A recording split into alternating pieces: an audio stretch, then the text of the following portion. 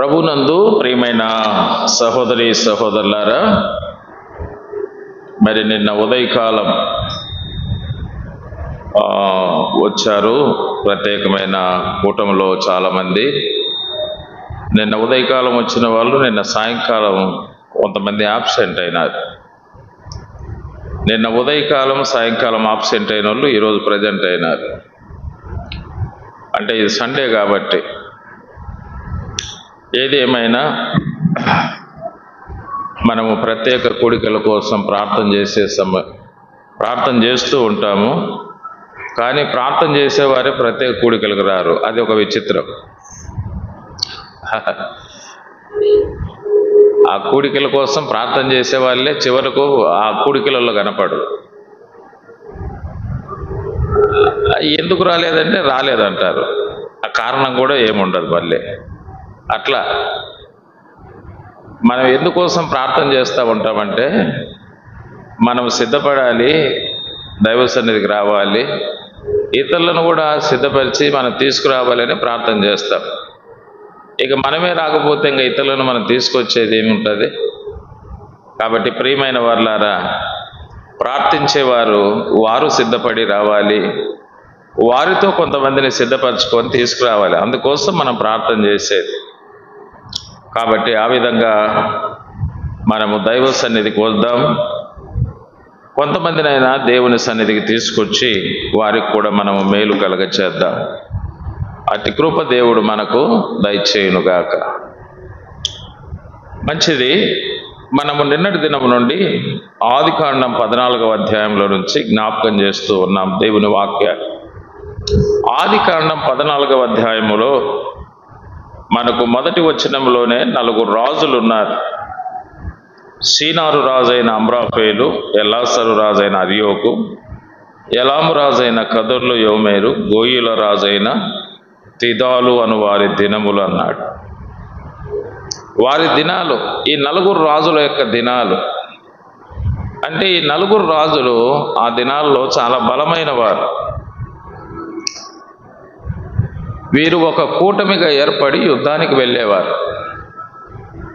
వీరు ఒక కూటమిగా ఏర్పడి యుద్ధానికి వెళ్తే వీరి చేతిలో ఎవరైనా ఓటమి చెందాల్సిందే. ఈ కూటమి చేతిలో ఎవరైనా ఓటమి చెందాల్సిందే. అలాగనే ఈ కూటమి వారు విజయాలు సాధిస్తూ సొదొమ గొమొర్రా పట్టణాల మీద కూడా దాడి చేశారు.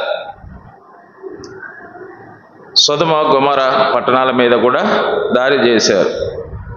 అప్పుడు సొదొమ గొమొర్రా రాజులు ఏమైపోయారంటే పారిపోయారు. రాజులు పారిపోయారు, ప్రజలు కూడా పారిపోయారు. అయితే కొంతమంది పట్టుబడ్డారు. పట్టుబడ్డ వారిని 4 రాజులు ఏం చేశారంటే చెర పట్టుకొని తీసుకెళ్లారు, వారిని, వారి ఆస్తులను. ఈ పట్టుబడ్డ వారిలో ఎవరున్నారంటే, అప్పుడు సొదొమలో కాపురం ఉన్న లోతు ఉన్నాడు. లోతు భార్యను, లోతు కుమార్తెలను, లోతు ఆస్తిని, సొదొమ గొమొర్రా పట్టణాల ప్రజలను, వారి ఆస్తులను ఈ 4 రాజులు ఏం చేశారు? చెర పట్టుకొని తీసుకొని వెళ్ళిపోయారు. ఈ సంగతి తప్పించుకొనిన ఒకడు వచ్చి అబ్రామునకు చెప్పాడు.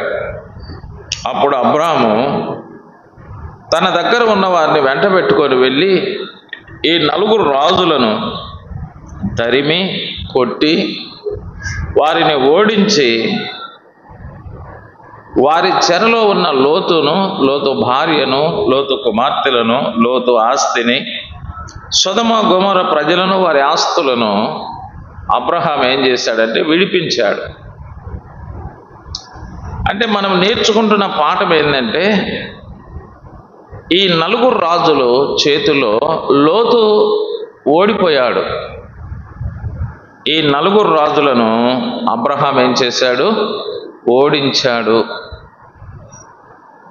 ఈ 4 రాజులను గురించి యాజకుడైన మెల్కీసెదెకు ఏమంటున్నాడంటే 20వ వచనములో, నీ శత్రువులను నీ చేతికి అప్పగించిన సర్వోన్నతుడగు దేవుడు స్తుతింపబడునుగాక అని చెప్పాడు.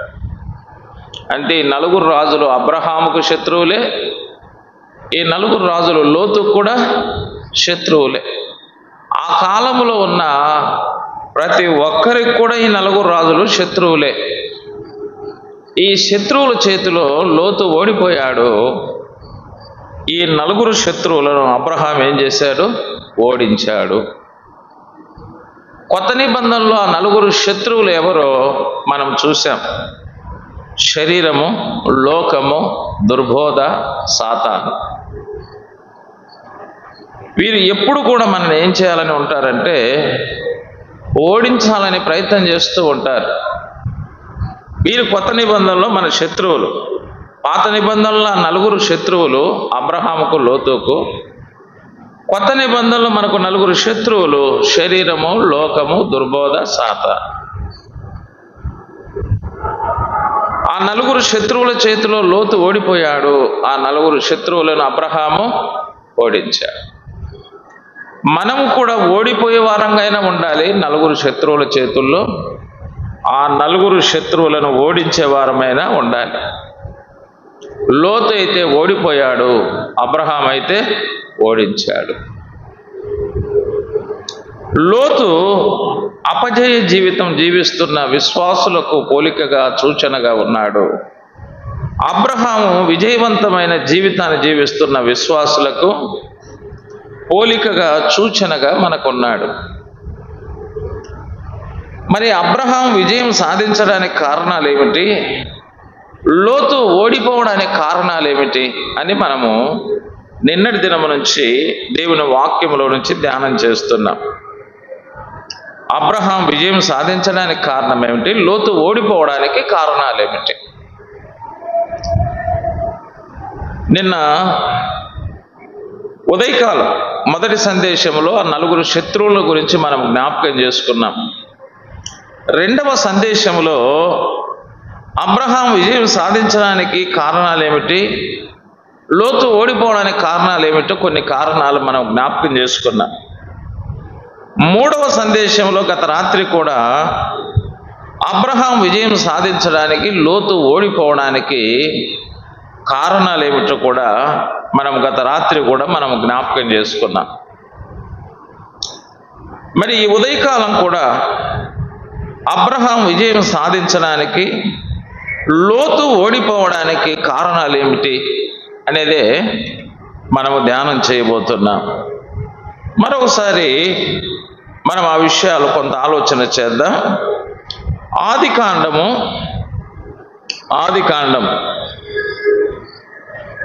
17వ అధ్యాయం, ఆదికాండం 17వ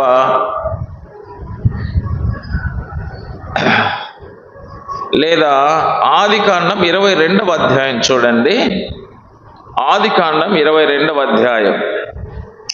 ఆ సంగతులు జరిగిన తర్వాత దేవుడు అబ్రహామును పరిశోధించెను.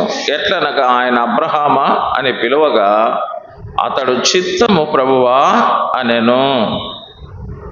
అతడు చిత్తము ప్రభువా అనెను. 11వ వచనం కూడా చూడండి. 11వ వచనం. యెహోవా దూత పరలోకము నుండి అబ్రహామా, అబ్రహామా అని అతన్ని పిలిచెను. అందుకు అతడు చిత్తము ప్రభువా అనెను. అంటే అబ్రహామును దేవుడు పిలిచినప్పుడు అబ్రహాం అని ఏం చెప్తున్నాడు? చిత్తము ప్రభువా అన్నాడు. అంటే దేవుడు ఏ విషయం చెప్తాడో అబ్రహాముకు తెలియదు. దేవుడు ఏ విషయం చెప్తాడో కూడా తెలియదు. నువ్వు ఏ విషయం నాకు చెప్పినా కూడా చెయ్యడానికి నేనేమై ఉన్నాను అంటాడు. చిత్తము ప్రభువా అంటాడు. కొన్నిసార్లు మనము ఎవరైనా మన దగ్గరికి వచ్చి, బ్రదర్ నేను నీకు ఒక విషయం చెప్తాను చేస్తావు అంటాడు. ముందు విషయం చెప్పు అంటాం. ఏమంటా? ముందు విషయం చెప్పండి, చేస్తానో లేదో తర్వాత నేను చెప్తానంటాం. అది మనం చెప్పేది. ఎప్పుడైనా విషయం తెలియకుండా నేను చేస్తానని ఎప్పుడు కూడా మనము చెప్పం, ఎవరికి కూడా చెప్పం. ముందు విషయం చెప్పండి బ్రదర్, అది నేను చేయగలుగుతానో లేదో, చేస్తానో లేదో తర్వాత మీకు చెప్తాను అని మనం చెప్తాం. కానీ అబ్రహాముకు దేవుడు ముందు విషయం ఏం చెప్పాడు? అబ్రహామా అంటానే ఏమంటాడు దేవునితో? చిత్తము ప్రభువా అంటాడు. విషయం ఏం చెప్తాడో కూడా దేవుడు తెలియదు అబ్రహాముకు. అంటే ఏ విషయము నువ్వు చెప్పినా నీ దగ్గర నుంచి అది చేయడానికి నేనేమై ఉంటాను? చిత్తము. అంతే. అంటే దేవుడు అది అనుకూలమైన విషయం చెబుతాడా, ప్రతికూలమైన విషయం చెబుతాడా అబ్రహాముకు తెలియదు. కొన్నిసార్లు మనం ఏ విషయాలు చేస్తామంటే మనకు అనుకూలమైన విషయాలు చెబితే మనం చేస్తాం, మనకు ప్రతికూలమైన విషయాలు చెబితే మనం ఏం చేద్దాం? మనం చెయ్యం.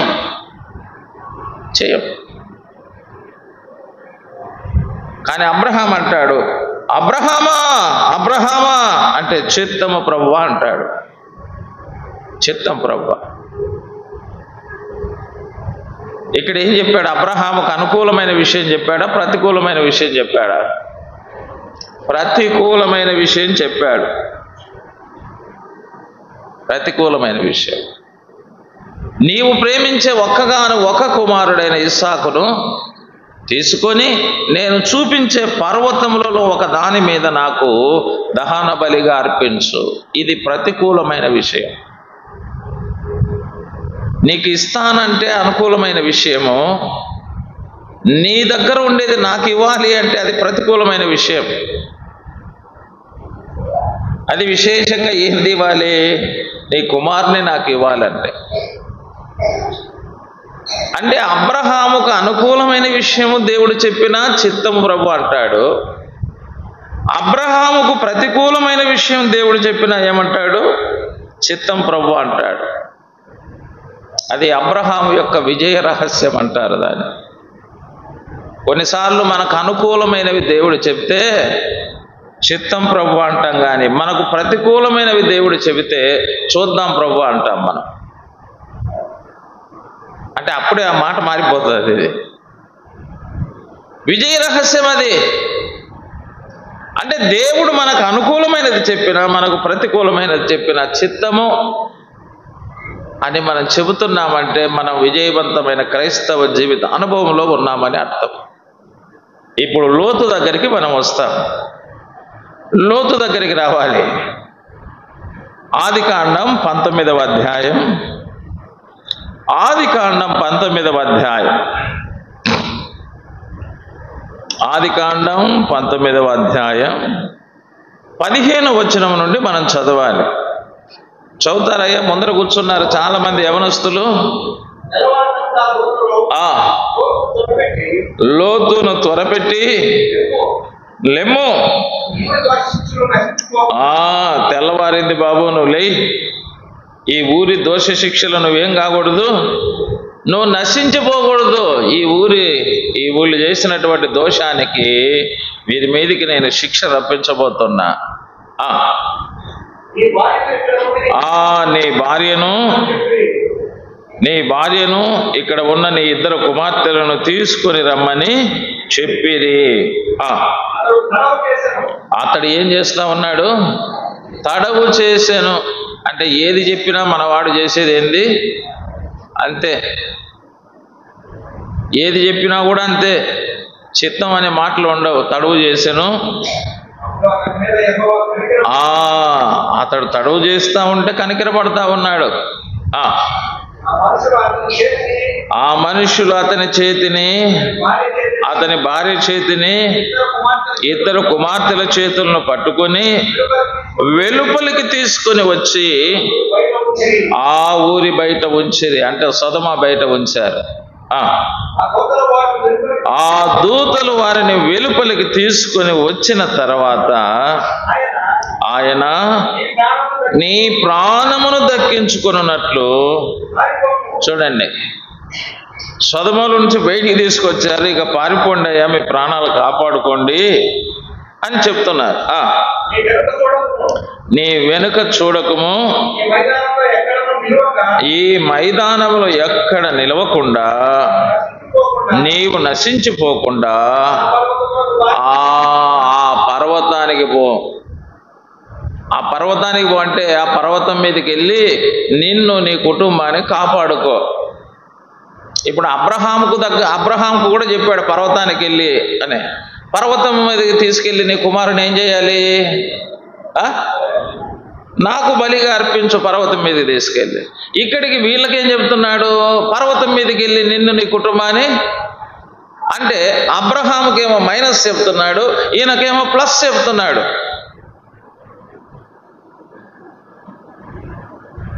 అబ్రహాం ఏమన్నాడు? మైనస్ చెప్తా ఉంటే ఏమంటున్నాడు? చిత్తం అన్నాడు. ఈయనకు ప్లస్ చెప్తా అంటే ఏమంటున్నాడు? చూడండి, ఇప్పటికి రావాలి కిందకి. లోతు చూడండి ఏమంటున్నాడు? చిత్తం ప్రభు అనాలనా? మామూలుగా ఏమనాలా? చిత్తం ప్రభు అనాలి. ఏమంటున్నాడు? ప్రభువా అలాగూ కాదు ప్రభువా. చూసారా? అలాగూ కాదు. అక్కడ ఏం చెప్పాలి? వాస్తవానికి చిత్తం ప్రభువా, అలాగనే ఆ పర్వతం మీదకి వెళ్ళి నేను, నా భార్య, నా పిల్లలు మేము కాపాడుకుంటామని చెప్పాలి. ప్రభువా అలాగూ కాదు. చూసారా? అంటే ఈయనకు అనుకూలమైన విషయం దేవుడు చెప్పినా, ప్రతికూలమైన విషయం దేవుడు చెప్పినా ఏం చెప్తాడు? అలాగూ కాదు. అంటే దేవుడు చెప్పినది చెయ్యడానికి లోతుకేమి లేదు, ఇష్టం లేదు. దేవుని చిత్తానికి లోబడ్డం లోతుకేమి లేదు, ఇష్టం లేదు. కొంతమంది ఉంటారు, ఇలాంటి విశ్వాసులు కూడా ఉంటారు. వాళ్ళకు దేవుడు అన్ని అనుకూలమైన విషయాలు చెప్పినా చేయరు. అనుకూలమైన విషయాలు చెప్తేనే చేయని వాళ్ళు ఇక ప్రతికూలమైన విషయాలు చెప్తే చేస్తారా? చెప్పండి, చేయరు. అదే అబ్రహాముకు లోతుకున్నటువంటి వ్యత్యాసం. అబ్రహాము అనుకూలమైన విషయం చెప్పినా చిత్తం అంటాడు, ప్రతికూలమైన విషయం చెప్పినా చిత్తం అంటాడు. మీకు అక్కడే రాయబడినది కదా 22వ అధ్యాయంలో. 22వ అధ్యాయంలో రెండవసారి అబ్రహామా అబ్రహామా అబ్రహామా అని పిలిచినప్పుడు చిత్తం ప్రభు అంటాడు. అప్పుడు దేవుడు ఏమంటాడు? నీ ఒక్కగానే ఒక కుమారుని నాకు ఇవ్వడానికి వెనక తీయలేదు కనుక నువ్వు దేవునికి భయపడువాడు అని నాకు కనపడుతున్నది, ఆ కుమారుని మీద కత్తి వేయొద్దు అంటాడు. అప్పుడు కూడా చిత్తం అన్నాడు. అర్పించు అంటే చిత్తం అన్నాడు, ఆగు అంటే కూడా చిత్తం అన్నాడు. అది అర్పించమన్నా చిత్తం అంటున్నాడు, ఆగమన్నా చిత్తం అంటున్నాడు. చెయ్యమన్నా చిత్తం అంటున్నాడు, చెయ్యవద్దన్నా చిత్తం అంటున్నాడు. లోతు పరిస్థితి ఎట్లుంది? చెయ్యమన్నా అలాగు కాదంటాడు, చెయ్యొద్దన్నా అలాగు కాదంటాడు.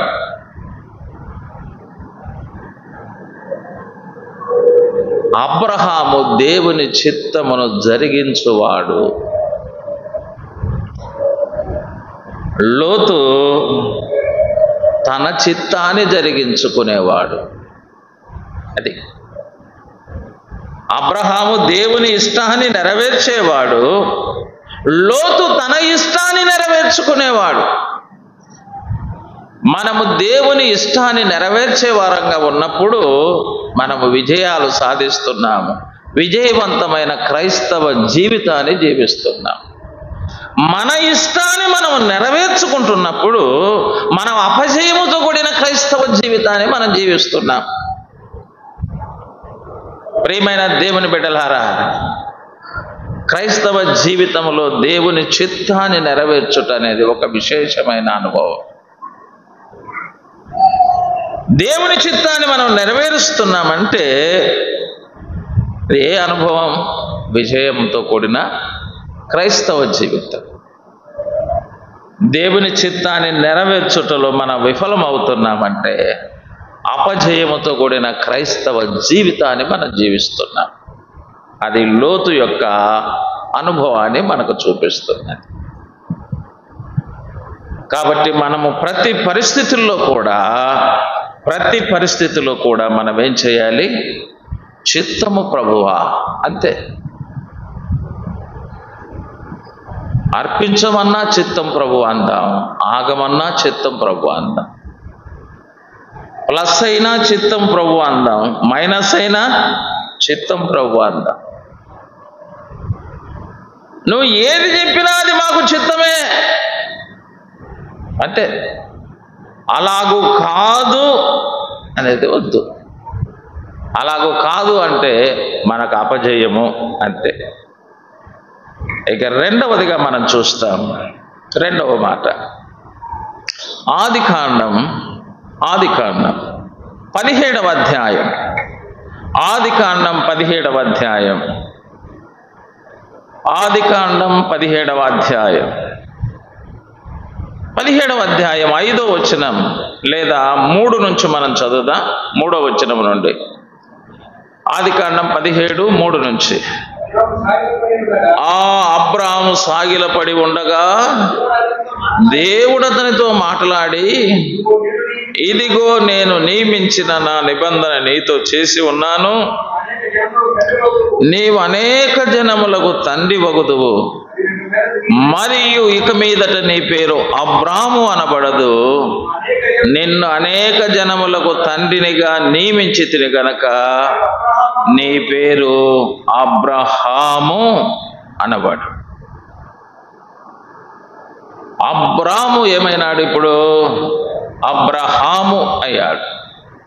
అబ్రాము అంటే గౌరవనీయుడైన తండ్రి, అబ్రహాము అంటే అనేక జనములకు తండ్రి. అంటే ఒక కుటుంబంలో ఒక గౌరవనీయుడైన తండ్రిగా ఉన్న అబ్రహామును అనేక జనములకు తండ్రిగా దేవుడు చేయబోతున్నాడు. అందుకే ఇప్పుడు ప్రపంచంలో ఎన్ని జనాంగాలు అబ్రహామును తండ్రి అంటారు చెప్పండి? యూదులు అబ్రహామును మా తండ్రి అంటారు, అరబ్బులు అబ్రహామును మా తండ్రి అంటారు అన్న చూడండి. ముస్లిములు అబ్రహామును మా తండ్రి అంటారు, వాళ్ళు ఇబ్రహీం అంటారు. అలాగనే క్రైస్తవులు కూడా అబ్రహాము మా తండ్రి అంటాడు. అబ్రహాం ఏమైపోయినాడంటే అబ్రహాము అంటే అబ్రహాముగా మార్పు చెందాడు, కానీ లోతుగానే ఉన్నాడు.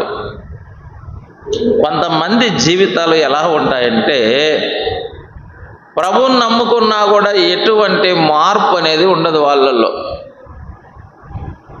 ప్రభువుని నమ్ముకున్నా కూడా మనం నమ్ముకున్నాము అనే దానికి ఏమిటి సూచన చెప్పండి? ఏంటి నమ్ముకున్నాం అనే దానికి సూచన? మార్పే. అంటే ఇక్కడ పేరు మార్పు అని కాదు, మన జీవితం ఒక మార్పు.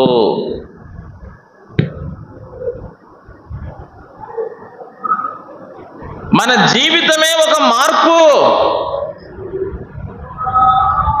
కొంతమంది యేసు ప్రభువును నమ్మే ఉంటారు, కానీ వాళ్ళల్లో ఎటువంటి మార్పు అనేది కనపడదు. విశ్వాసులుగానే ఉంటారు, కానీ మార్పు లేని విశ్వాసులుగా మనకు కనపడతారు. మార్పు అనేది స్పష్టంగా కనపడాలి. లోతు విశ్వాసి, నీతిమంతుడని పేరు అక్కడ వినపడింది, కానీ అతనిలో మార్పు అనేది స్పష్టంగా ఎక్కడ కూడా కనపడలేదు. ఒక వ్యక్తి యేసుక్రీస్తునందు విశ్వాసం ఉంచాడంటే స్పష్టమైన మార్పు అనేది కనపడాలి. యేసు ప్రభుని నమ్ముకోకముందు జక్కయ్యను గురించి ఆ ప్రజలందరూ ఏమంటున్నారు? ఎరుకో వాళ్ళు, పాపి అయిన జక్కయ్య. మొత్తం ఎవరి నోట విన్నా కూడా అదే,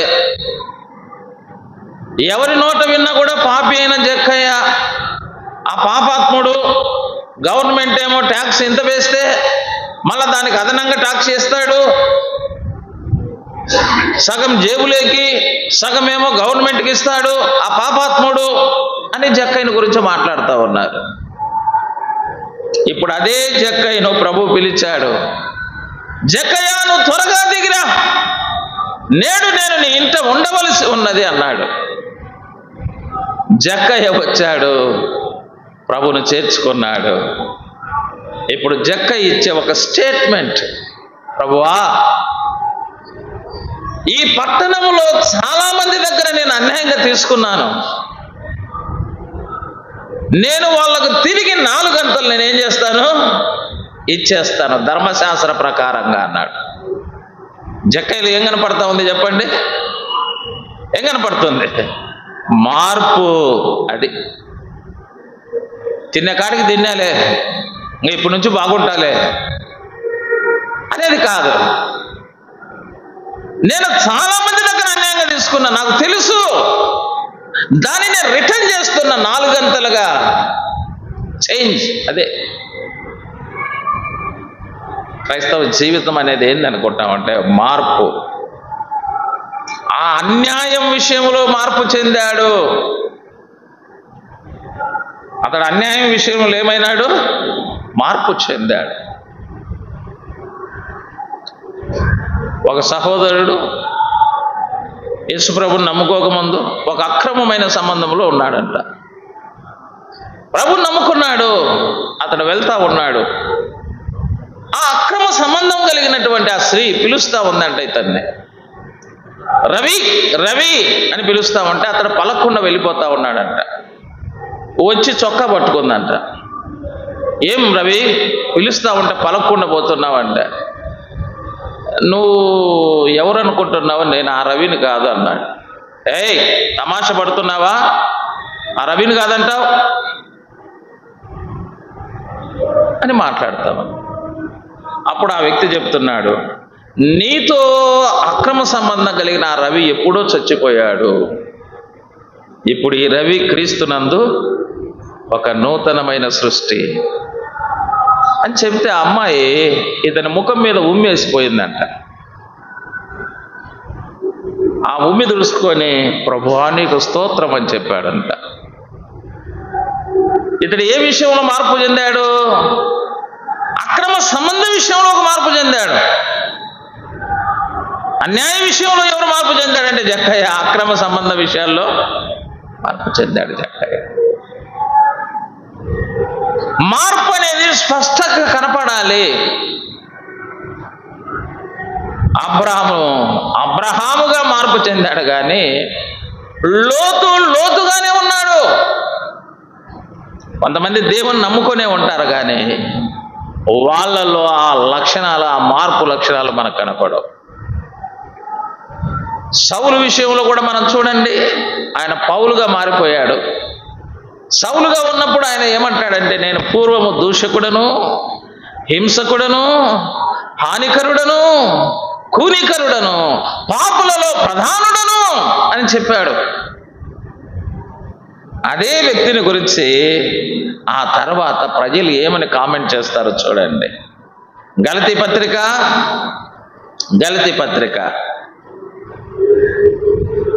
1వ అధ్యాయం, గలతీలకు రాసిన పత్రిక 1వ అధ్యాయం 23వ వచనం. ఆ మునుపు మనల్ని ఏం చేసిన వాడు? హింసించిన వాడు, దూషించిన వాడు, చెరపట్టినవాడు, కొట్టినవాడు, తిట్టినవాడు, పాడు చేసినవాడు ఇప్పుడు ఏం చేస్తున్నాడు? పాడు చేసిన మతాన్ని అంటే క్రీస్తును ప్రకటిస్తున్నాడు. ఏ క్రీస్తును నమ్ముకున్నారో ఆ క్రీస్తును దూషించిన వాడు, ఆ క్రీస్తును నమ్ముకున్న వాడిని హింసించిన వాడు ఇప్పుడు ఆ క్రీస్తుని గురించి ఏం చేస్తున్నాడు? ప్రకటించుచున్నాడు. సంగతి మాత్రమే విని వారు నన్ను బట్టి దేవుని ఏం చేశారంట? మహిమపరిచి. అది ఒక వ్యక్తి యేసు ప్రభుని నమ్ముకున్నాడంటే అతని మార్పును చూసి దేవుని మహిమపరచాలి ప్రజలు. అంటే ఇటువంటి వ్యక్తి ఇలాగ మారిపోయాడు, ఈ సహోదరుడు ఇలాగ మారిపోయినాడు, ఈ సహోదరి ఇలాగ మారిపోయింది. ఆ మార్పును చూసి ఏం కావాలి? మార్పును చూసి ఏం కావాలి? దేవుని మహిమపరచాలి.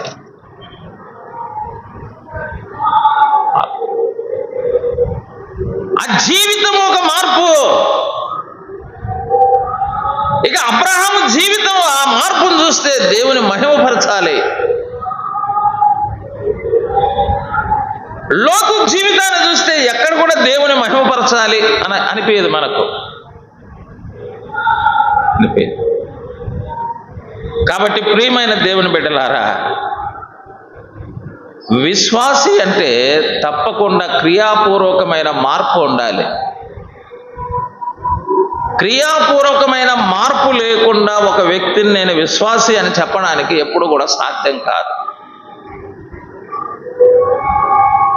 చాలామంది ఏమంటారంటే విశ్వాసం ఉంటే చాలు, క్రియలు లేకపోయినా పర్వాలేదు అంటాడు.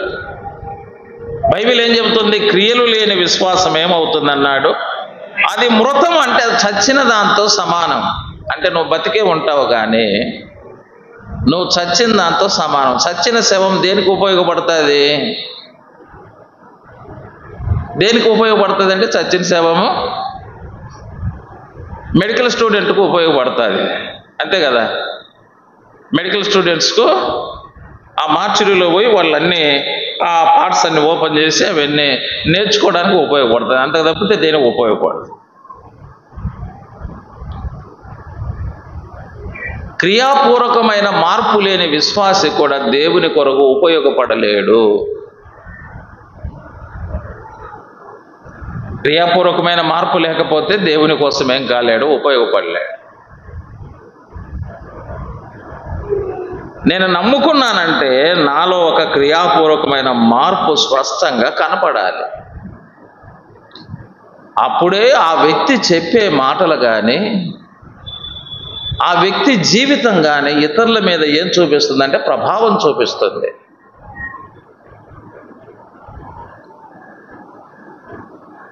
కొంతమంది అంటారు మేము మొదటి నుంచి ఇట్నే ఉన్నామన్నా అంటారు. అంటే మొదటి నుంచి ఇట్నే ఉన్నామంటే అంటే అప్పుడు మార్పు లేదు, ఇప్పుడు మార్పు లేదని చెప్తా ఉంటారు. మొదటి నుంచి అట్లే ఉంటే కాదు, ప్రభువుని నమ్మిన తర్వాత నీలో స్పష్టమైన మార్పు అనేది ఉండాలి.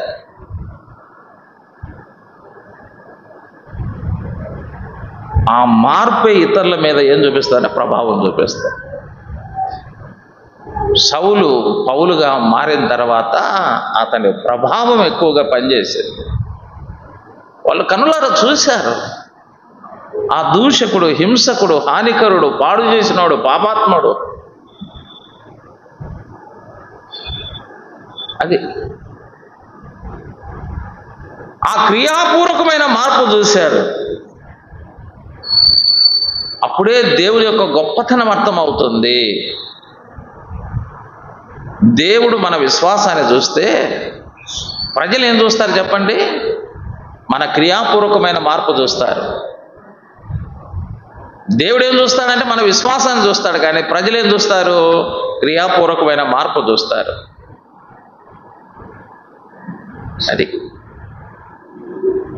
దేవుని ఎట్లా తెలుసుకుంటాడంటే ఆ వ్యక్తిలో ఉన్న క్రియాపూర్వకమైన మార్పు. ఆ వ్యక్తి అప్పుడు అలా ఉన్నాడు, దేవుని నమ్మకం ముందు, ఇప్పుడు ఇలాగ అయిపోయాడు. అదే ఆ మార్పు వాళ్ళు చూశారు. అప్పుడు దేవుని మహిమపరుస్తారు. ఆ వ్యక్తి దేవుని కొరకు ఉపయోగపడతాడు. అందుకే అబ్రహాం అనే వ్యక్తి దేవుని కొరకు ఉపయోగపడ్డాడు.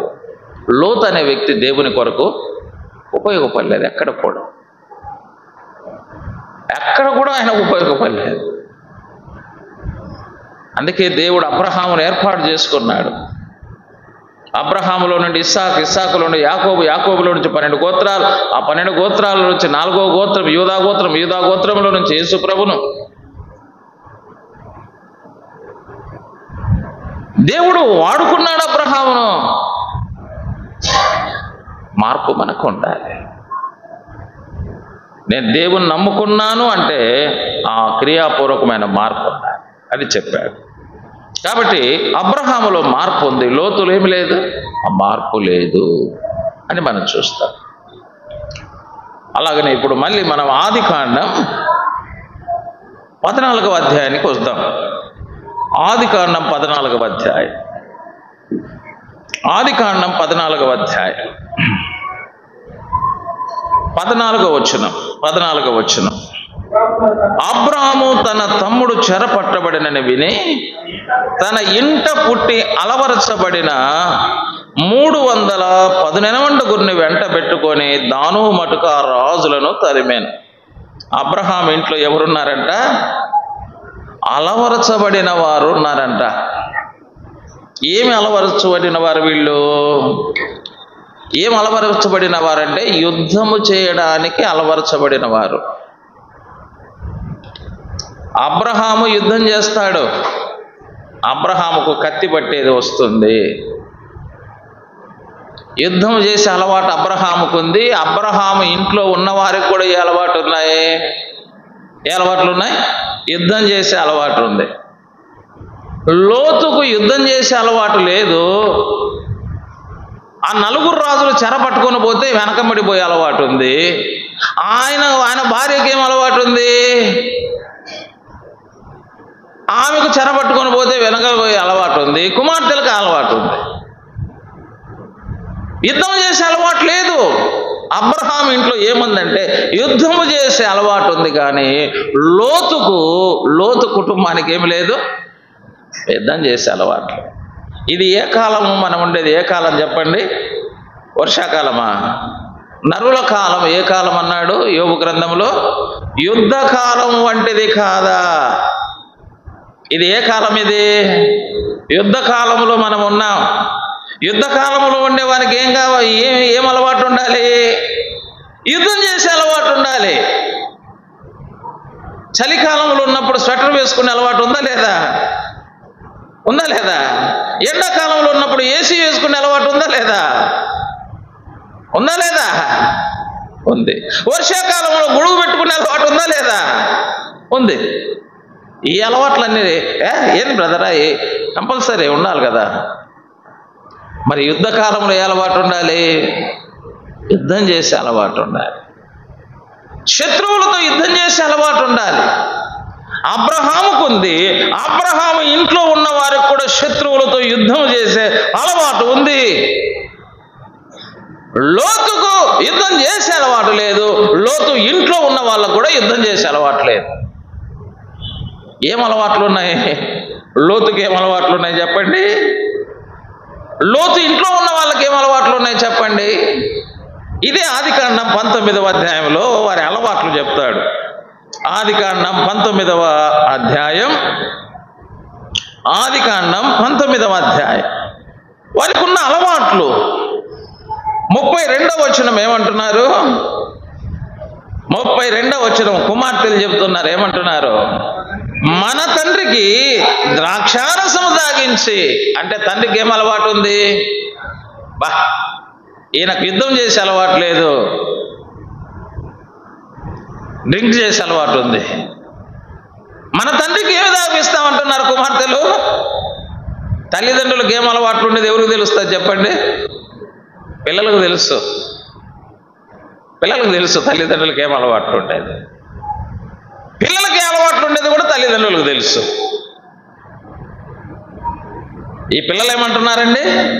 మన తండ్రికి ద్రాక్షారసం తాగించంటే తండ్రి గారికి ఏం అలవాటు ఉంది? తాగే అలవాటు ఉంది. తాగిన తర్వాత వాగే అలవాటు ఉంటుంది, అంతే కదా. తాగిన తర్వాత ఏ అలవాటు వస్తుంది? తాగిన వాళ్ళు ఏం చేస్తుంటారు? వాగుతూ ఉంటారు. ఎవరు అంటారు. తెలుసా? తాగే అలవాటు ఉంది, వాగే అలవాటు ఉంది తండ్రికి. వాళ్ళ అమ్మకి ఏం అలవాటు ఉంది? లోతు భార్యకి ఏం అలవాటు ఉంది చెప్పండి? లోతు భార్యకి ఏం అలవాటు ఉంది? ఆవిడకు చూడాలి. ఇప్పుడు ఆవిడకి ఏం అలవాటు ఉందో మనం చూద్దాం. ఇదే 19వ అధ్యాయంలోనే మనం చూస్తాం.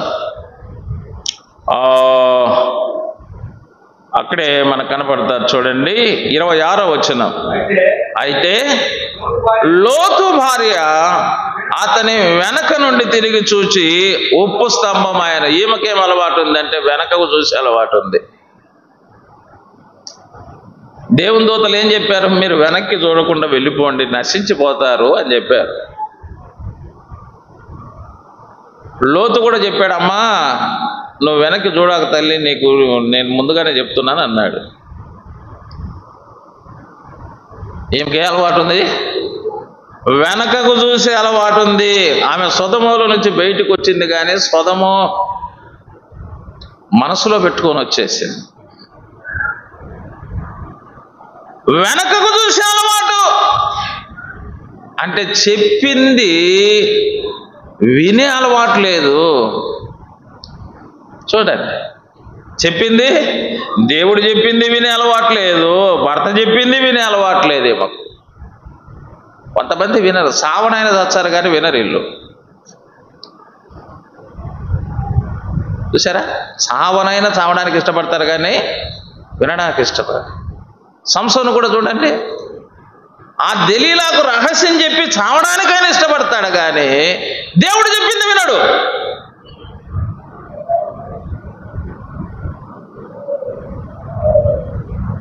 వినరు వాళ్ళు. దేవుని మాట వినే అలవాట్లేదు, భర్త మాట వినే అలవాట్లేదు. అందుకేమైపోయింది, మధ్యలోనే ఉప్పు స్తంభం అయిపోయింది. ఎంత విచారకరం. ఇప్పుడు కుమార్తెలకు ఏం అలవాట్లు ఉన్నాయి? తండ్రికి తాపించే అలవాటు ఉంది.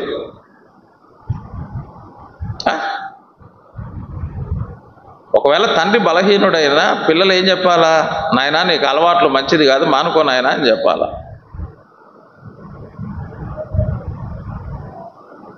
వీళ్ళకేం అలవాటు ఉంది చెప్పండి? మన తండ్రికి తాపించుదామంటే వీళ్ళకు తాపించే అలవాటు ఉంది. చూడండి, తాగి అలవాటు ఉంది, తాపించే అలవాటు ఉంది, వినని అలవాటు ఉంది. తండ్రి తాగి మత్తుడైన తర్వాత పాడు పని చేసే అలవాటు ఉంది. ఎంత విచారకరమైంది. అలాగనే అంతకుముందు లోతు వాళ్ళ ఇంట్లో వాళ్ళ అల్లుళ్ళు ఉన్నారు, కాబోయే అల్లుళ్ళు. వాళ్ళ అల్లుళ్ళకి ఏం అలవాటు ఉంది? ఆకాశం నుండి దేవుడు అగ్ని కురిపిస్తాడంటే ఈ ఎగతాళి చేసే అలవాటు ఉంది. మా మామకు పిచ్చి పట్టింది, ఆకాశం నుండి అగ్ని కురిపిస్తాడంట దేవుడు, ఆకాశం నుండి వర్షం వస్తుంది, ఒక మెంటలు ఎక్కినట్టుంది అని ఎగతాళి చేశారు వాళ్ళు. ఏం అలవాట్లు ఉన్నాయి చూడండి. ఆ ఇంట్లో ఒక్కరికైనా యుద్ధం చేసే అలవాటు ఉందా? ఒక్కరికైనా ఉందా యుద్ధం చేసే అలవాటు? ఒక్కరికి లేదు. అబ్రహాముకు అలవాటు ఉంది. అబ్రహాము ఇంట్లో ఉన్నవారు, నిబంధన చేసిన వారు ఉన్నారు, వారికి యుద్ధం చేసే అలవాటు. లోతుకు కానీ, లోతు ఇంట్లో ఉన్న వారికి కానీ, ఆ సొదొమ వారికి కానీ, సొదొమ వాళ్ళకు కూడా లేదు యుద్ధం చేసే అలవాటు. రాజులు ఏమైపోతున్నారు? పారిపోతున్నారు. ఇక రాజులకే యుద్ధం చేసే అలవాటు లేకపోతే ఇక వీళ్ళకేమొస్తుంది? ప్రజలకు. అది సంగతి. కాబట్టి అబ్రహాము విజయానికి కారణం ఏంటంటే ఆయనకు యుద్ధము చేసే అలవాటు ఉంది, శత్రువులతో యుద్ధం చేసే అలవాటు. లోతుకు శత్రువులతో యుద్ధం చేసే అలవాట్లు లేవు, కానీ అలవాట్లు లోతుకున్నాయి. ఈనాడు చాలామంది క్రైస్తవులు యుద్ధం చేసే అలవాటు లేదు, కానీ అలవాట్లకు ఏమైపోయారంటే బానిసలైపోయారు. అందుకే ఏమైపోతున్నారు? ఓటమి. కూటమి చేతిలో ఏమవుతున్నారు? కూటమి చేతిలో ఓటమి.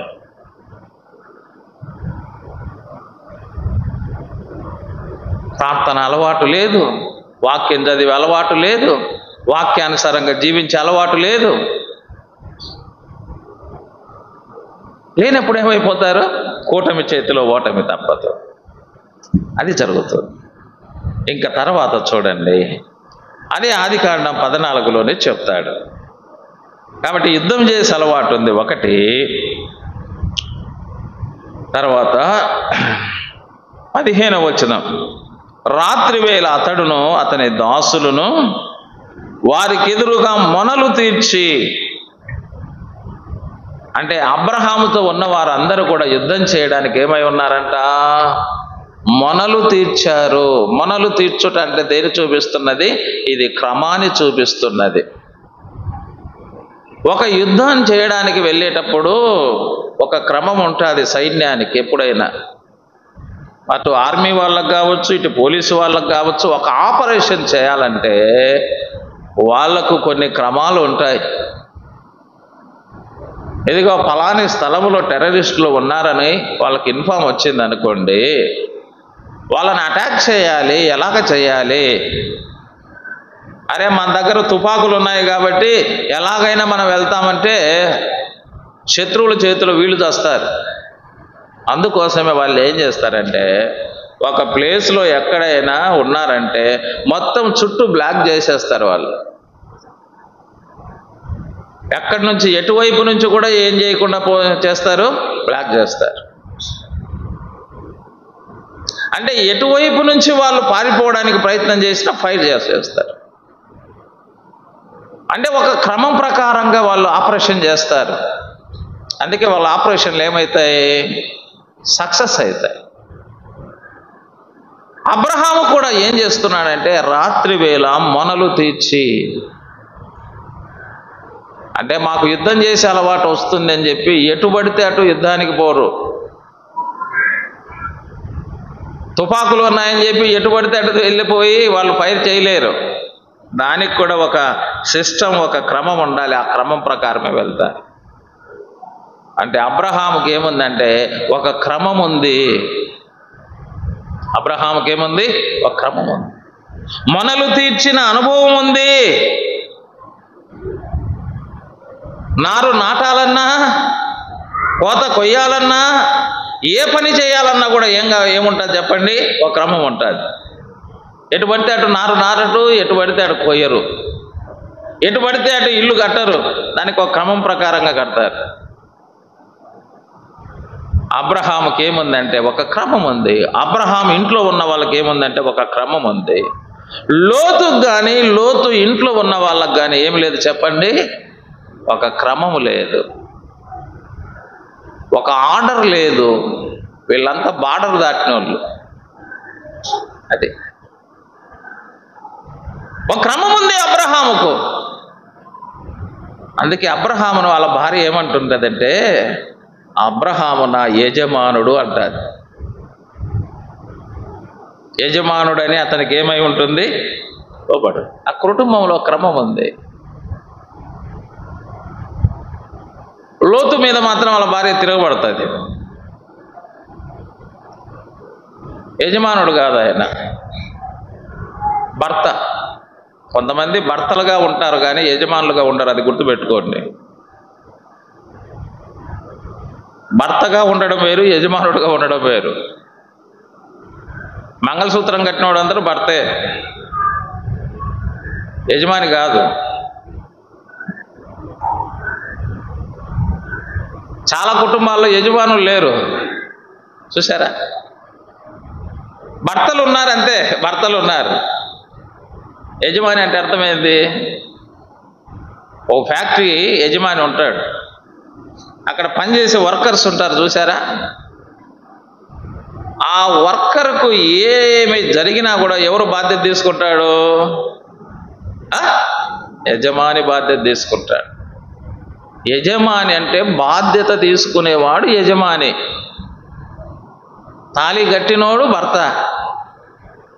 ఈ తాళి కట్టిన భర్త ఏం కావాలంటే ఒక బాధ్యత కలిగిన వ్యక్తిగా ఉన్నప్పుడు యజమానుడు అవుతాడు. కొంతమంది సూత్రం కట్టడానికి ఆత్రం ఉంది కానీ బాధ్యత తీసుకోవడానికి మాత్రం ఏముండదు. భార్య బాధ్యత తీసుకోరు, పిల్లల బాధ్యత తీసుకోరు, ఏ బాధ్యత లేకుండా ఉంటారు కొంతమంది. ఏమయ్యా అంటే మా అమ్మ చూసుకుంటుంది అంకుల్, మా నాయన చూసుకుంటాడు అంకుల్, అలాగనే వాళ్ళ నాయన చూసుకుంటాడు, వాళ్ళమ్మ చూసుకుంటాడు అంట. నువ్వు పెళ్ళి ఎందుకు నాయన చేసుకోవడము? కొంతమంది పెళ్ళిళ్ళు చేసుకున్న తర్వాత ఎవరు చూసుకుంటారట? వీళ్ళ పేరెంట్స్ చూసుకుంటారంట, వాళ్ళ పేరెంట్స్ చూసుకుంటారంట. కానీ అయ్యగారు ఈయన మాత్రం చూసుకోడంట. ఈయన బాధ్యత లేనప్పుడు యజమానుడు ఎట్లయితాడు? భర్తగానే మిగిలిపోతాడు. అందుకే అటువంటి వాళ్ళను ఎన్నడూ కూడా యజమానిగా ఏం చేయరు వీళ్ళు భార్యలు, రెస్పెక్ట్ చేయరు. నీ భార్య పిల్లల విషయంలో నువ్వు ఎప్పుడైతే అన్ని విషయాలలో ఒక బాధ్యత కలిగిన వ్యక్తిగా ఉంటావో అప్పుడు నువ్వేమైపోతున్నావు? యజమాని అవుతున్నావు. అది యజమాని అంటే పెళ్లి చేసుకోవడం కాదు, పిల్లలకు కనడం కాదు, ప్రతి విషయంలో ఒక బాధ్యత. అది యజమాని. అబ్రహాము కూడా ఎటువంటి యజమాని అంటే ప్రతి విషయంలో కూడా ఆయన ఒక బాధ్యతాయుతమైన వ్యక్తి. భర్త అంటే బాధ్యతాయుతమైన వ్యక్తి. అది మనం గుర్తుపెట్టుకోవాలి. అందుకే పెళ్ళిళ్ళు చేసేటప్పుడు బాధ్యతలు కూడా మనం చెప్పాలి. అటు అమ్మాయికి కానీ ఇటు అబ్బాయికి కానీ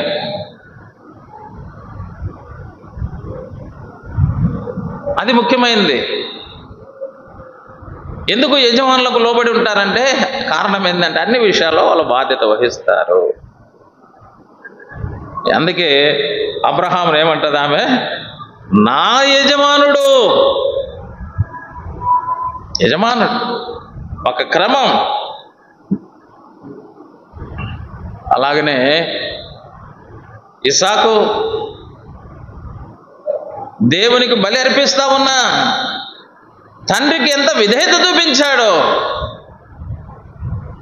ఒక బాధ్యత కలిగిన తండ్రి, ఒక బాధ్యత కలిగిన భర్త. ఒక ఆర్డర్ ఉంది, ఒక క్రమం ఉంది మరి కుటుంబంలో. వీళ్ళ ఇంట్లో ఏమి లేదు, ఒక క్రమం లేదు, క్రమం లేదు. ఈనాడు చాలా కుటుంబాలలో ఏమి లేదంటే ఒక క్రమం లేదు. వ్యక్తిగత జీవితాల్లో క్రమం ఉండాలి. రెండవది కుటుంబాల్లో కూడా క్రమం ఉండాలి. మూడవది సంఘములో కూడా క్రమం ఉండాలి. నాలుగవది మన ఉద్యోగంలో కూడా క్రమం ఉండాలి. మన వ్యాపారంలో కూడా క్రమం ఉండాలి.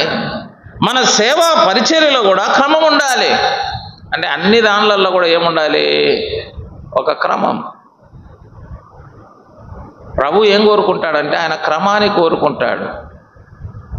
కార్యాలు ప్రభువుకు ముఖ్యమైనవి కాదు, క్రమం ముఖ్యమైనది. అది ప్రభు మాటల్లోనే మనం విందాం. చూడండి, మనకు తెలిసిన వాక్య భాగమే అది. మత్తయి సువార్త 7వ అధ్యాయం మత్తయి సువార్త 7వ అధ్యాయం 21 నుంచి చదువుదామా? చాలా మంది ఆ దినమున ప్రభువా ప్రభువా అని పిలుస్తూ వస్తారంట. Praise the Lord, praise the Lord, hallelujah, దేవునికి స్తోత్రం అనుకుంటా వస్తారు. ప్రభు దగ్గరికి వస్తారంట. వచ్చి ఏం చేస్తారంట, వచ్చినప్పుడు ఏమంటాడు ప్రభు, ఆ పరలోకమందున్న నా తండ్రి చిత్త ప్రకారం చేయవాడే. Praise the Lord, praise the Lord అంటే కాదు, హల్లెలూయా అంటే కాదు, దేవునికి స్తోత్రం అంటే కాదు, మరణాత అంటే కాదు, పరలోకం వచ్చేది. కొన్నిసార్లు ఏవేవో అంటే ఏదో వస్తుంది అనుకుంటున్నారు కొంతమంది, అదే పిచ్చి అలాగా అనేసుకుంటా ఉన్నారు. ప్రభు ఏం చెప్తున్నాడు, పరలోకమందున్న నా తండ్రి చిత్త ప్రకారంగా చేయువాడే. పరలోకమున్న తండ్రి చిత్తం ఏంటి? ప్రభు అయిన యేసునందు విశ్వాసం ఉంచి రక్షించబడాలి. అది చేయకుండా ఏవేవో చేస్తారు కొంతమంది. తర్వాత ఆ దినమందు అనేకులు నన్ను చూసి మళ్ళీ ప్రభువా ప్రభువా నీ నామమున ఏం చేసినాం మేము? ప్రవచనాలు చెప్పినామయ్యా, ప్రవచనం చెప్పాం. అమ్మా మార్తమ్మా, నీ దుఃఖ దినములు సమాప్తం కాబోతున్నాయని నేను ప్రవచనం చెప్పినా ప్రభువా, ఆమె దుఃఖ దినాలు పోయినాయి. బాబు రవి, నీకు తప్పకుండా ఉద్యోగం వస్తుందని చెప్పినాను ప్రభువా, అతనికి ఉద్యోగం వచ్చేసింది. అమ్మా అమరావతి, నీకు తప్పకుండా గర్భఫలం ఇస్తాడని చెప్పాను ప్రభువా, నేను ప్రవచనం చెప్పాను. అమరావతికి ఏమొచ్చింది? గర్భఫలం వచ్చింది. ఈ ఎంత ప్రవచనాలు వల్లే. కొంతమంది ఏంటంటే ఈ చెప్తా ఉంటారు, యేసుప్రభుని నమ్ముకోకముందు ఎవరు చెప్పేవాళ్ళు ఇటన్నీ? చిలక ప్రశ్నలు చెప్పేవాళ్ళు, కాటిపాపర్లు చెప్పేవాళ్ళు, కొండరాజులు చెప్పేవాళ్ళు. మనం చూస్తే సోది చెప్పేవాళ్ళు సోది చెప్పేవాళ్ళు కూడా చెప్పేవాళ్ళు. ఇప్పుడు ఈ మధ్య మన వాళ్ళు చెప్తా ఉన్నారు చాలా చోట్ల. దాన్ని ఏమంటారు? దానికి పెట్టిన పేరు ఏం పేరు పెట్టారు? ప్రవచనం. బైబిల్ ఏం చెబుతుంది? ప్రవచనం ఎప్పుడు మనిషిని యొక్క ఇచ్చను పుట్టి కలగలేదు. మనిషి యొక్క ఇచ్చలో నుంచి, కోరికలో నుంచి వచ్చింది కాదు ప్రవచనం. అది దేవుని వలన కలిగినది ప్రవచనం. ఆ ప్రవచనానికి అర్థం లేకుండా చెప్పేస్తున్నారు. ఇది ప్రవచనం అంట వాళ్ళు. చూడండి, ఇంకేమన్నారు? నీ నామమున దయ్యములను వెళ్ళగొట్టలేదా? అబ్బా, దయ్యాలను వెళ్ళగొట్టినాం. ఇప్పుడు ఎక్కడికి పోయినా బోధ అంతా అదే. ఏ బోధ? దయ్యాల బోధ, ఆత్మల బోధ. దయ్యాల బోధ, ఆత్మల బోధ, అంతే అయిపోయా. అది గట్టిగా అరిస్తే వాడు భయపడి కింద పడిపోతున్నారు. ఏం చేస్తాం మనం? యేసుప్రభు కానీ శిష్యులు కానీ పడిపోయిన వాళ్ళందరినీ లేపారు. వాళ్ళ దగ్గరికి వచ్చిన వాళ్ళందరినీ వీళ్ళు పడగొట్టేస్తారు. ఏం చేస్తాం? ఇది దయ్యాల బోధ, ఆత్మల బోధ. పరిశుద్ధాత్మ అంటాడు, మళ్ళా హోలీ స్పిరిట్ అంట. అంటే గట్టి గట్టిగా అట్లా వచ్చేస్తాం. ముందు వీళ్ళ అరుపులు కాడ భయపడి ఇదైపోతున్నారు. అంటే ఇలాగ మనం అరవలేమని కాదు, అది దేవుని వాక్యానికి అంగీకారం కాదు.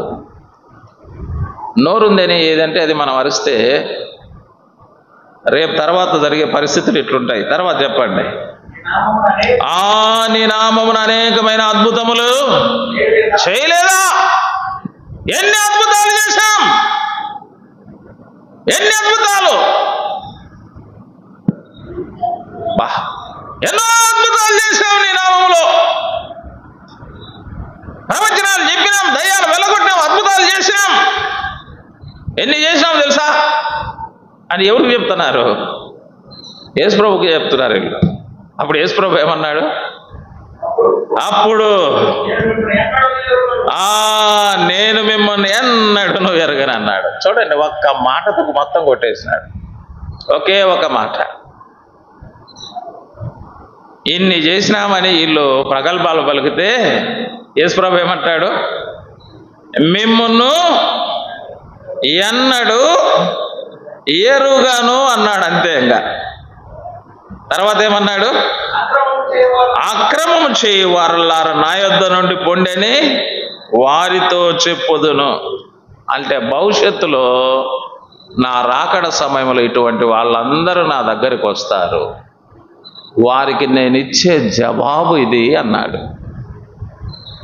నాకు కార్యాలు కాదు ముఖ్యము, నాకేది ముఖ్యము? క్రమము ముఖ్యము. వాళ్ళు ఏంటంటే వాళ్ళ కార్యాల గురించి రిపోర్ట్ ఇస్తా ఉన్నారు, కార్యాల గురించి రిపోర్ట్ ఇస్తున్నారు. ప్రవచనం చెప్పినాం, దయ్యాలు వెళ్ళగొట్టినాం, అద్భుతాలు చేశాం, ఇదిగో మా రిపోర్ట్ తీసుకో.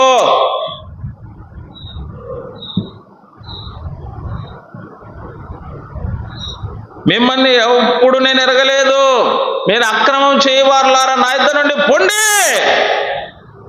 అంటే ప్రభుకి ఏం కావాలి? క్రమం కావాలి.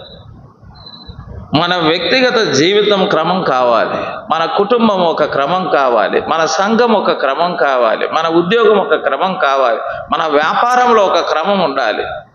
అంటే మనం ఏమి చేసినా కూడా దాంట్లో ఏముండాలి? ఒక క్రమం ఉండాలి. మన రిపోర్ట్లు ఆయనకు తెలుసు, మనమేం రిపోర్ట్ ఆయనకి ఇవ్వాల్సిన అవసరం లేదు, లేదు ఇంకొకరిని సపోర్ట్ తీసుకుపోవాల్సిన అవసరం కూడా లేదు. క్రమం. మొనలు తీర్చిన అనుభవం ఇక్కడ అబ్రహాముకుంటే లోతుకి ఏ అనుభవం లేదంటే మొనలు తీర్చిన అనుభవం. క్రమము లేదు. క్రమబద్ధమైన క్రైస్తవ జీవితాన్ని మనం జీవిస్తున్నామంటే విజయవంతమైన క్రైస్తవ జీవితాన్ని జీవిస్తాం. క్రమబద్ధమైన క్రైస్తవ జీవితం మనకు లేదంటే వ్యక్తిగతంగా కానీ, కుటుంబంలో కానీ, సంఘములో కానీ, ఉద్యోగంలో కానీ, సేవలో కానీ మనం అది అపజయముతో కూడిన క్రైస్తవ జీవితాన్ని మనం జీవిస్తున్నామని అది చెప్పాడు. కాబట్టి ప్రభువు కోరుతున్నాడు ఏంటంటే ఆయన క్రమాన్ని కోరుతున్నాడు అని మనం చూస్తాం. ఆ తర్వాత చూడండి, ఇది ఆదికాండం 14వ అధ్యాయంలో అబ్రహాము ఎంతమందిని వెంట పెట్టుకొని వెళ్ళాడు? ఎంతమందిని వెంట పెట్టుకొని వెళ్ళాడు అబ్రహాము? 318 మండగొరుని, అంటే 318 మందిని వెంట పెట్టు. ఈ 4 రాజులు వారి సైన్యం చూస్తే చాలా గొప్ప సైన్యం. ఈ 4 రాజుల పేరు వింటేనే భయము, వాళ్ళ సైన్యమును చూస్తేనే భయం అప్పుడు అందరికీ. కానీ అబ్రహాం ఎంతమందిని వెంట పెట్టుకున్నాడంటే 318 మందిని వెంట పెట్టుకున్నాడు. అంటే అబ్రహాము దగ్గర ఉన్న సైన్యము తక్కువగానే ఉంది ఆ నలుగురు రాజుల సైన్యంతో పోలిస్తే. అబ్రహాము దగ్గర ఉన్న సైన్యము తక్కువగానే ఉంది. ఆ నలుగురు రాజులు వారితో కూడా ఆ కూటమితో ఉన్న సైన్యం చూస్తే ఎక్కువగానే ఉంది. కానీ అబ్రహాముకు ఏమున్నదంటే దేవుని మీద విశ్వాసం ఉన్నది. అబ్రహాముకి ఏమున్నది? దేవుని మీద విశ్వాసం ఉన్నది. తన దగ్గర ఉన్న సైన్యము తక్కువే, కానీ తను నమ్ముకున్న దేవుడు సర్వశక్తిమంతుడు. ఆదికాండం 17వ అధ్యాయంలో అబ్రహాముకు దేవుడు ప్రత్యక్షమై ఏమన్నాడండి? అబ్రహామా, నేను సర్వశక్తి గల దేవుడను, నాకు అసాధ్యమైనది ఏమైనా ఉందా?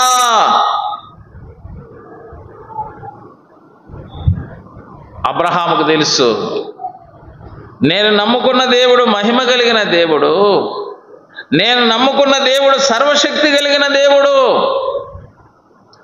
ఆ సర్వశక్తి కలిగిన దేవుడు ఏం చేస్తాడంటే నా శత్రువులను నాకు అప్పగిస్తాడు, నా శత్రువులను నేను ఓడిస్తాను అని అబ్రహాముకు దేవుని మీద విశ్వాసం, సైన్యం మీద కాదు విశ్వాసం.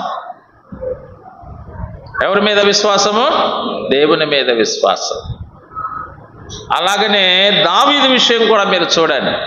దావీదు విషయం, దావీదు కూడా గొల్యాతు మీదకి యుద్ధానికి వెళ్ళేటప్పుడు సౌలు ఏమంటాడు?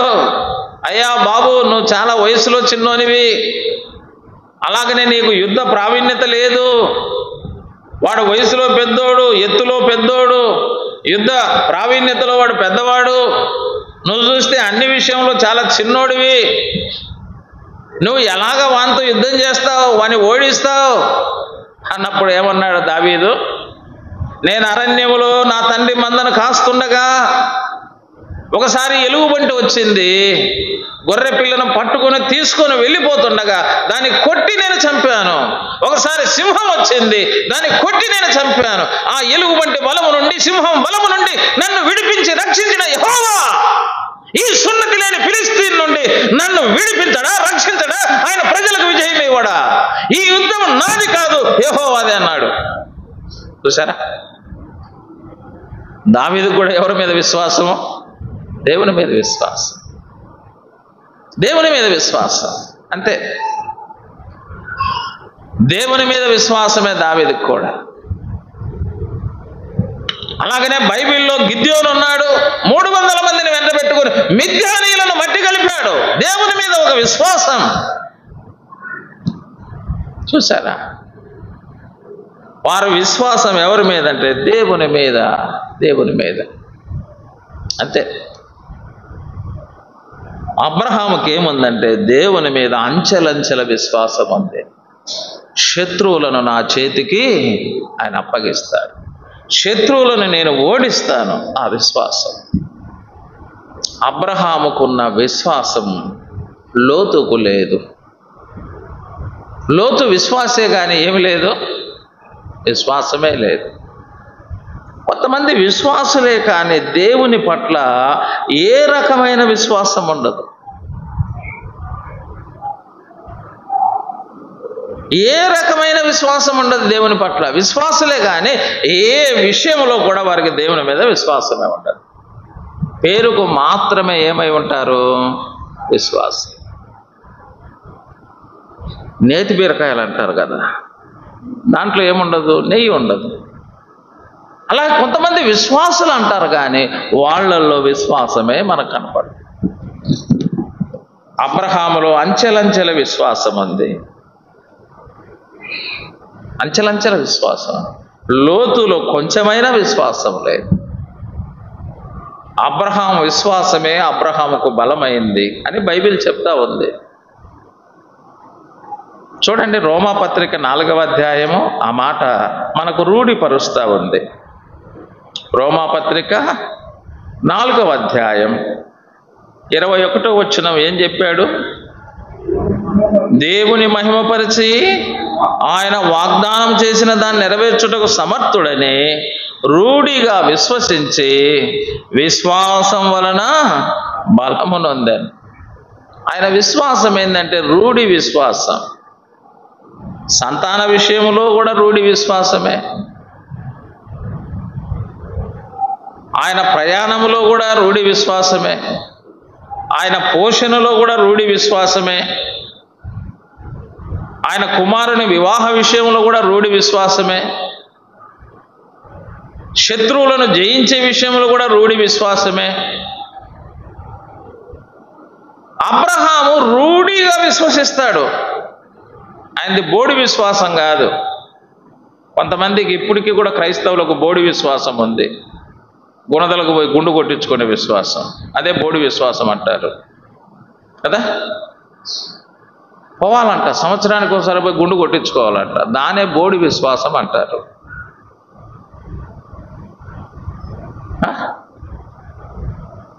బోడి విశ్వాసాలు కాదు, ఇది రూఢి విశ్వాసం. ఇది లోతుకు కూడా ఉంటే బోడి విశ్వాసం ఉండొచ్చు అనుకుంటున్నా.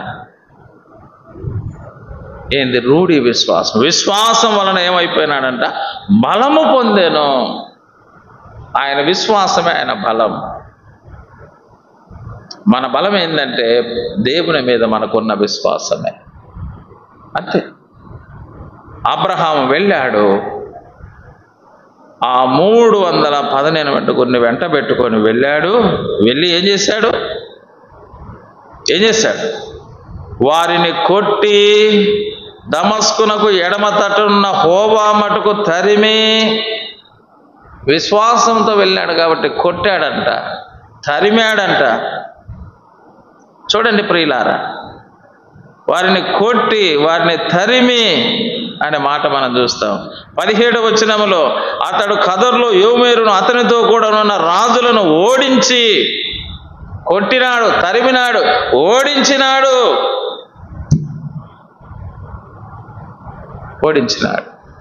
విజయాన్ని సాధించినాడు. లోతులో విశ్వాసమే లేదు, విశ్వాస సంబంధమైన బలము లేదు. అందుకే లోతు ఏమైపోయాడు?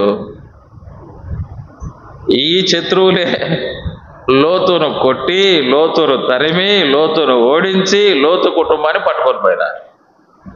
రివర్స్ అయింది. విశ్వాసం లేకపోతే శత్రువులు మనల్ని పట్టుకుంటారు, విశ్వాసం వస్తే శత్రువులతో మనం పోరాడి జయిస్తాం.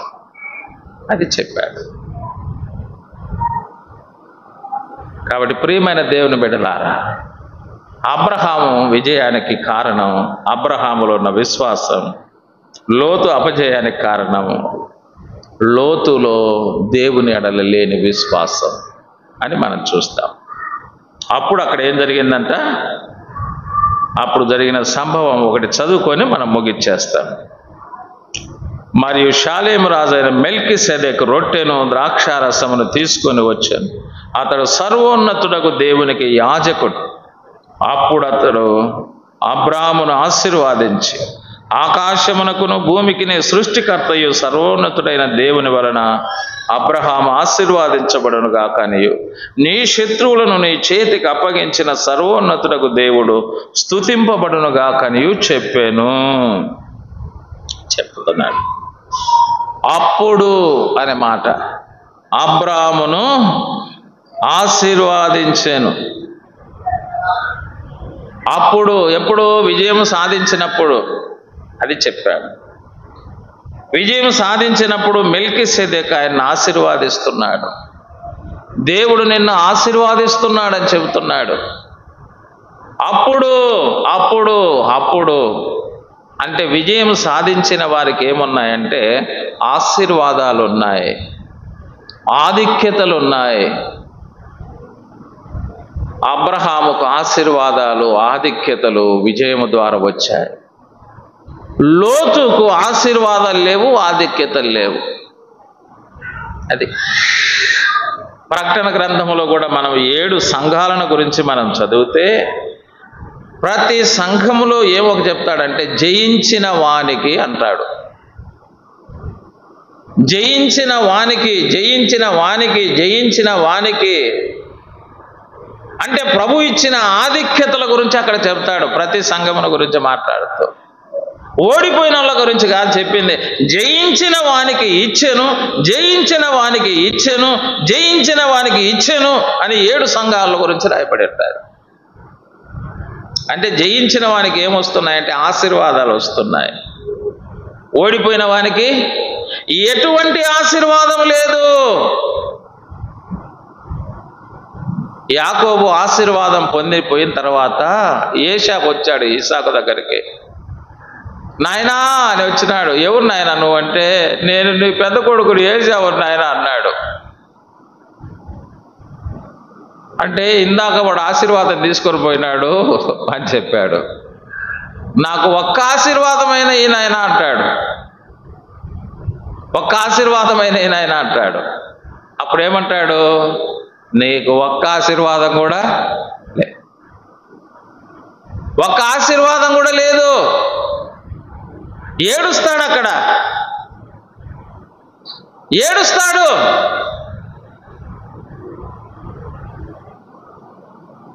నాకు ఒక్క ఆశీర్వాదమైనయి అన్ని ఎవరు తన్నుకొని పోయినాడు? యాకోబు తీసుకెళ్ళిపోయాడు.